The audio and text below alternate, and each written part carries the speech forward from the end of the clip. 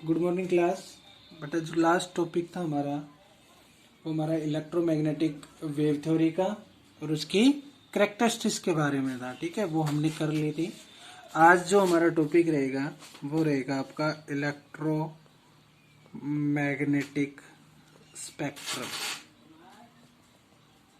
ठीक है, electromagnetic spectrum. ठीक है, तो इलेक्ट्रोमैग्नेटिक स्पेक्ट्रम आज हम पढ़ेंगे। तो ये क्या होता है इलेक्ट्रोमैग्नेटिक स्पेक्ट्रम? एक ऐसा अरेंजमेंट होता है, it is the arrangement of किसका?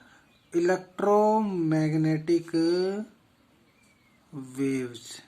It is the arrangement of electromagnetic waves in order of their decreasing wavelength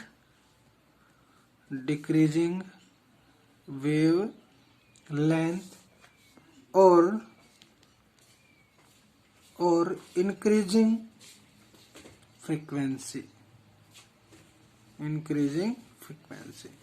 कि एक ऐसा अरेंजमेंट होता है इलेक्ट्रोमैग्नेटिक स्पेक्ट्रम, इलेक्ट्रोमैग्नेटिक वेव्स का, कि इसके अंदर क्या होता है कि डिक्रीजिंग तो वेवलेंथ होती है और इंक्रीजिंग क्या होती है? फ्रीक्वेंसी होती है। इंक्रीजिंग क्या होती है? फ्रीक्वेंसी। देखो मैं डिक्रीजिंग ऑर्डर लिख रहा हूं वेवलेंथ का। डिक्रीजिंग ऑर्डर ऑफ वेवलेंथ, सबसे ज्यादा वेवलेंथ हो जाएगी किसकी भाई? रेडियो वेव्स की।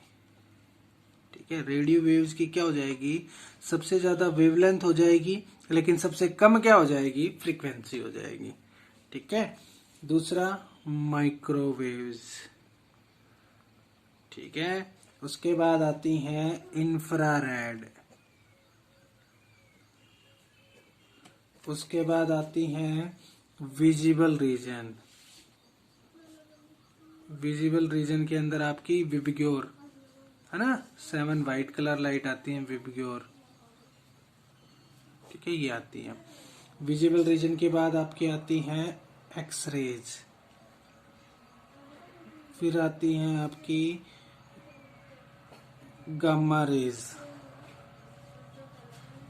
गामा रेज, ये इसको गामा बोल सकते हो भाई, गामा रेज। और लास्ट में आती हैं आपकी कॉस्मिक रेज। ठीक है, ये रेज क्या होती है? Decreasing order of wavelength. Wavelength क्या होता है? इनका डिक्रीज होता है, सबसे ज्यादा वेवलेंथ इसकी, और फिर धीरे धीरे धीरे धीरे डिक्रीज होती चली जाएंगी। अगर मैं पूछूं सबसे ज्यादा फ्रीक्वेंसी किसकी, तो फ्रीक्वेंसी किसकी? कॉस्मिक रेज की। सबसे ज्यादा वेवलेंथ किसकी? रेडियो वेव्स की। सबसे कम वेवलेंथ किसकी? कॉस्मिक वेव्स की। और सबसे कम फ्रीक्वेंसी किसकी? Radio waves. क्लियर ना? तो ये इस विजिबल रीजन के अंदर क्या होते हैं, सारी चीजों के बारे में बताते हैं। ठीक है, ये आपकी थी क्या? Electromagnetic spectrum. तो इन रेज का होगा विजिबल रीजन, जो होगा विजिबल रीजन, उसके अंदर 7 कलर होंगे, व्हाइट कलर होगी, उसमें आपकी विबग्योर आपको दिखाई देगा, violet, indigo, green, yellow, orange और रेड। तो विबग्योर आपको वहां पे इमिट होगा, वहां पे आपको दिखाई देगा। तो ये इलेक्ट्रोमैग्नेटिक स्पेक्ट्रम था।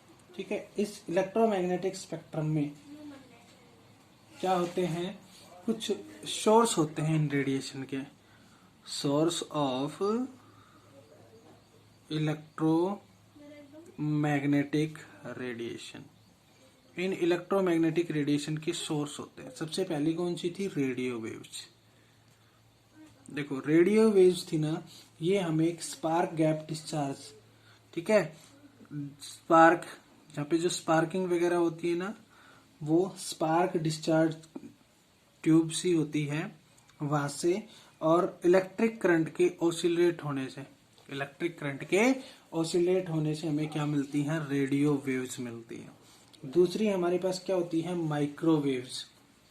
माइक्रोवेव्स कैसे मिलती है? सिर्फ सिंगल स्पार्क डिस्चार्ज से, स्पार्क डिस्चार्ज से हमें क्या मिल जाती है भाई? आपकी माइक्रोवेव्स मिल जाती हैं, जो आपकी टेलीफोन करंट जो होता है ना, टेलीफोन करंट, उसमें यूज की जाती हैं आपकी माइक्रोवेव्स।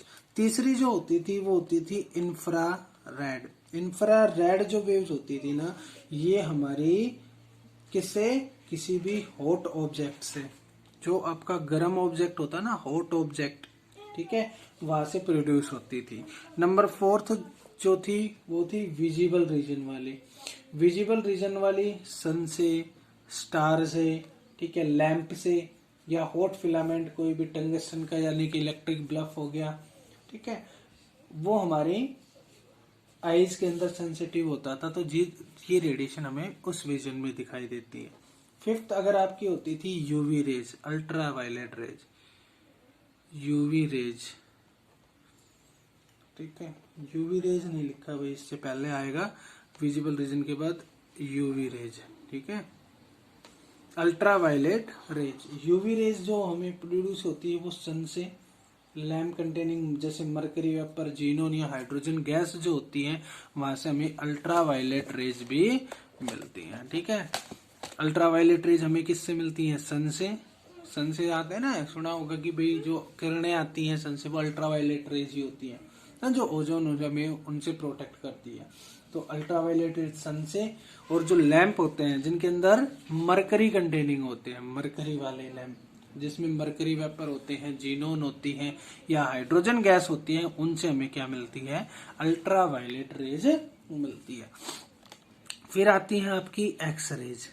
जो एक्सरेज होती हैं वो क्या होती हैं, एक्सरेज हमें प्रोड्यूस करती हैं भाई हाई स्पीड के जो इलेक्ट्रॉन होते हैं, ठीक है, हाई स्पीड के जो इलेक्ट्रॉन होते हैं वो जब मेटल सरफेस पे स्ट्राइक करते हैं तो वहां से इलेक्ट्रॉन इजेक्ट करते हैं, ठीक है। तो इलेक्ट्रॉन का हाई स्पीड से इजेक्टेड होना, तो वो जो इलेक्ट्रॉन होंगे वो क्या रहेंगे भाई, एक्सरेज रहेंगे, ठीक है। तो एक्सरेज वो उसके अंदर होती है।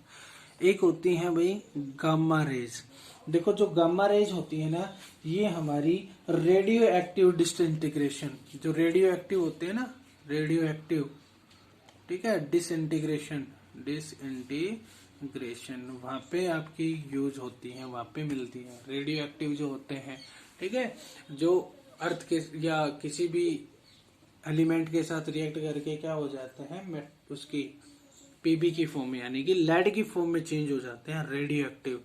तो आपने जर्नली पढ़ा होगा जो आपके एफ ब्लॉक के एलिमेंट होते हैं ना, एफ ब्लॉक के एलिमेंट वो आपके रेडियो एक्टिव एलिमेंट्स होते हैं, ठीक है। तो वो रेडियो एक्टिव एलिमेंट्स क्या प्रोड्यूस करते हैं, रेडियो एक्टिव रेज प्रोड्यूस करते हैं, यानी कि गामा रेज प्रोड्यूस करते हैं। इसके बाद बच गई आपकी कॉस्मिक रेज, ठीक है। कॉस्मिक रेज में क्या होता है, कॉस्मिक रेज आपकी आउटर स्पेस से प्रोड्यूस होती है, ठीक है, आउटर स्पेस से क्या होती है, प्रोड्यूस होती हैं, और क्या करती हैं, इंटर करती हैं अर्थ सरफेस में, ठीक है, इंटर करती हैं अर्थ सरफेस पे। क्यों, due to high penetration power, high penetration power.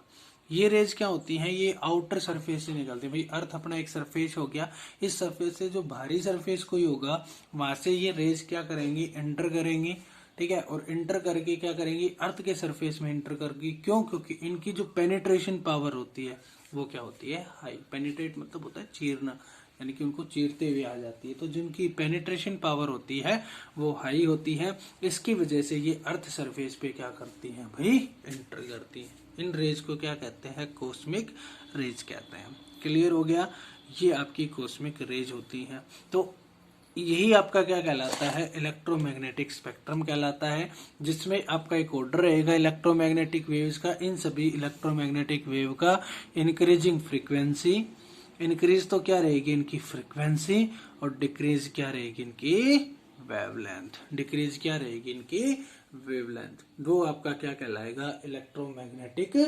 Spectrum कहलाएगा। वो क्या कहलाएगा, आपका इलेक्ट्रोमैग्नेटिक स्पेक्ट्रम। इसमें जो विजिबल रीजन होता है भाई आपका, उस विजिबल रीजन में आपका क्या बनता है, विबग्योर, ठीक है। जो विजिबल लाइट होती है, व्हाइट लाइट होती है, वो पास होती है प्रिज्म में से, और हमें जो 7 कलर दिखाई देते हैं वो विबग्योर होता है। तो वो किसके अंदर बनेगा, विजिबल रीजन के अंदर बनेगा, ठीक है बेटा। होप सो इतना आपको समझ में आया होगा, ठीक है। तो ये आप नोट करें, नेक्स्ट लेक्चर में हम इसके आगे बारे में पढ़ेंगे कि भाई अगली जो थ्योरी थी वो क्या थी, ठीक है। Thank you, have a nice day.